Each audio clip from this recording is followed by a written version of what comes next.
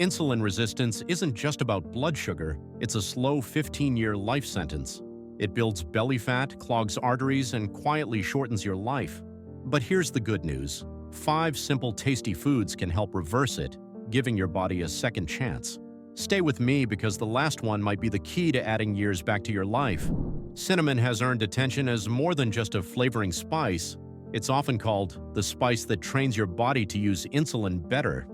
Clinical analyses found cinnamon produced modest, measurable drops in fasting blood glucose and small improvements in HbA1c and insulin resistance when used as an add-on. These changes may not sound dramatic, but even modest improvements can make a meaningful difference over time when it comes to managing blood sugar. Rather than simply adding sweetness, cinnamon interacts with how your body processes glucose. Research shows cinnamon helps insulin signaling inside cells, which lets glucose enter cells more easily. Put another way, insulin is like a key, and your cells are the lock. When the lock is stiff, the key struggles to work. Cinnamon helps improve the signaling process so the lock opens more smoothly and glucose clears from your bloodstream instead of building up. One of the best parts is how simple it is to use.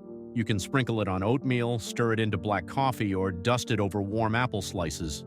It blends well with savory dishes too, like vegetable stews, where it adds gentle depth without overwhelming flavor. A practical starting point is about half to 1 teaspoon of true Ceylon cinnamon each day. Research trials used a wide range of doses, 0.12 to 14.4 grams per day with a median of 3.8 grams, but larger concentrated supplements should only be considered with medical guidance. Always check with your clinician before trying higher doses, especially if you take blood thinners or glucose-lowering medications. It's important to know not all cinnamon is the same. Cassia, the common grocery store type, contains higher coumarin, which can be harmful in large amounts. For daily use, pick Ceylon or true cinnamon if you plan regular teaspoons. That choice lowers your exposure to coumarin and makes cinnamon a safer long-term habit. Coming up next, a low-cost pantry food that actually blunts the blood sugar hit after a meal.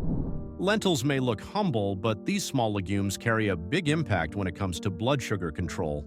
Packed with protein, fiber, and bioactive compounds, they help create a steady stream of energy rather than the sharp spike and crash you often get after eating refined carbohydrates. Unlike bread or rice, which are digested quickly, lentils release glucose more slowly. The fiber in lentils forms a gel-like substance during digestion, slowing down starch breakdown. Along with resistant starch and polyphenols, this fiber also feeds beneficial gut bacteria. In turn, these microbes produce short-chain fatty acids, compounds that calm inflammation and support more stable blood sugar control.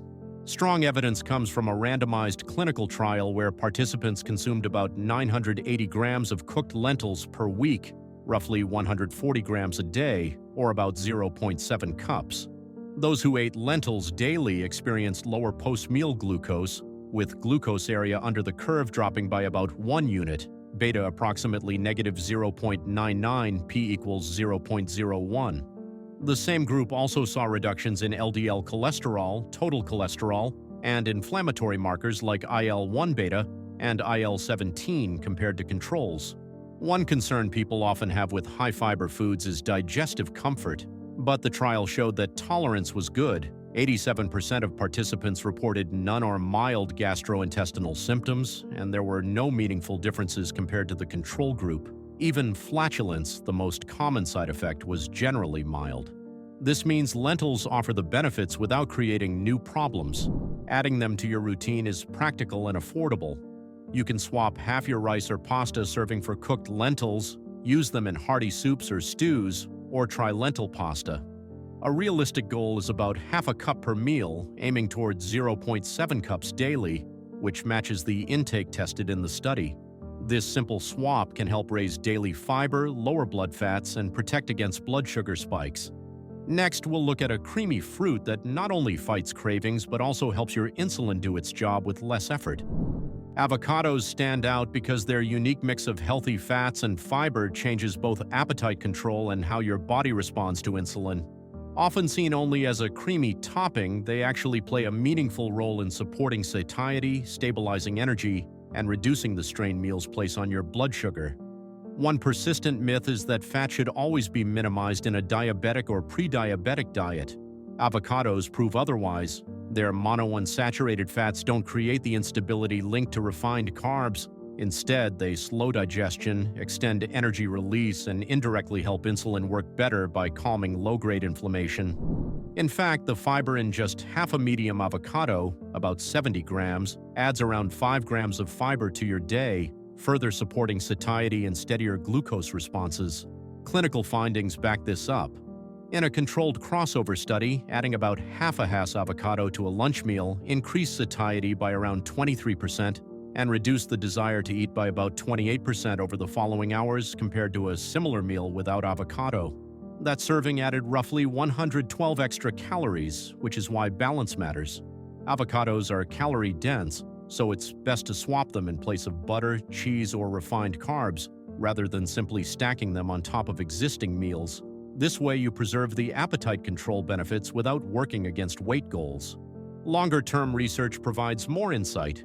Some trials showed trends toward improvements in HbA1c, though the effects weren't always statistically strong.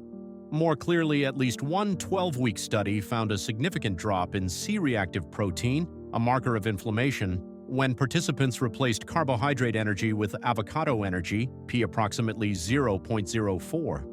Since inflammation plays a central role in insulin resistance, this anti-inflammatory effect matters even if HbA1c changes were modest. Practical ways to use them are straightforward.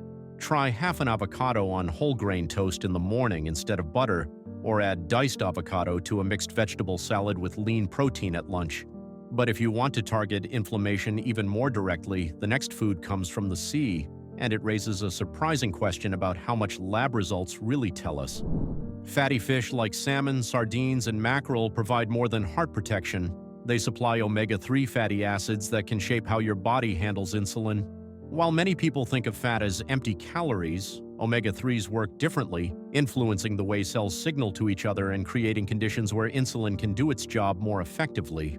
When researchers put all the evidence together, the results weren't the same for everyone. A large pooled analysis showed no consistent improvement in insulin sensitivity across the general population. But there was a clear exception. People with metabolic risk factors, such as prediabetes, belly fat, or low-grade inflammation, did see measurable improvements. This means fatty fish and fish oils are not universal fixes, but can be powerful tools if you're already facing metabolic stress. Another layer of evidence comes from blood biomarkers. Observational studies show that people with higher omega-3 levels, often measured as the omega-3 index, consistently demonstrate better insulin sensitivity and lower markers of inflammation.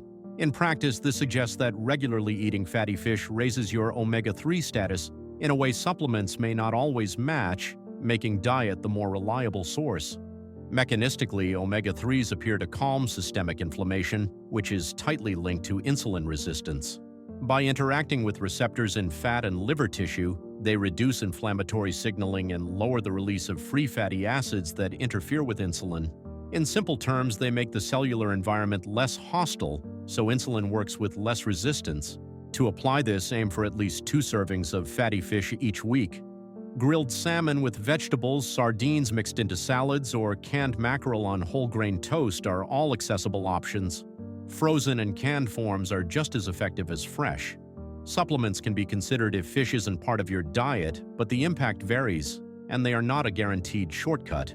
Always ask your clinician before making fish oil a regular supplement, especially if you take other medications. And if you're looking for the simplest, most affordable protection you can build onto any meal, the next food offers exactly that. Leafy greens like spinach, kale, and arugula may look simple on the plate, but research shows they carry powerful protection against type 2 diabetes. Large prospective studies found that even a small daily increase of about 0.2 servings of green leafy vegetables was linked with roughly a 13% lower risk of developing type 2 diabetes. That means tiny regular increases can add up in meaningful ways over time. It's easy to underestimate these foods as just vitamin sources, but they act directly on mechanisms behind insulin resistance. In fact, their influence shows up not only in long-term risk reduction, but also in liver health. A small prospective study found that swapping one starchy portion for leafy vegetables at meals, maintained over 3 months, improved fatty liver markers and key metabolic measures. Since fatty liver plays an important role in insulin resistance, this kind of substitution does more than cut calories. It reduces the stress your liver carries in managing blood sugar. The nutrient package inside leafy greens explains why they help in so many ways. Leafy greens deliver fiber to slow glucose entry, plant nitrates that help blood vessels and insulin signaling, and polyphenols that lower inflammation. Those combined effects lower strain on insulin over time. Together, they support more efficient glucose handling, less inflammatory burden, and a healthier metabolic environment. The good news is, making use of these benefits doesn't require major changes or complicated recipes. You could sauté spinach with garlic as a side dish, stir shredded kale into a soup, or simply add a fresh salad in place of part of your rice or potatoes. A practical action point is to swap half a plate of starch for vegetables at one meal each day this week. This mirrors the trial designs and gives you a realistic, low-cost way to move closer to those benefits without extra effort. Fresh, frozen, or even canned greens all provide the same core advantages. These 5 foods can reset how your body responds to insulin, but if you want to lower blood sugar fast, it starts first thing in the morning. Most people are missing 3 key minerals that help the body shift into fat-burning, sugar-stabilizing mode before breakfast even begins. That's why in our next video you'll discover the 3 best morning minerals older adults are using to naturally lower blood sugar. Tap here to watch now. Your morning routine might be missing the most important step.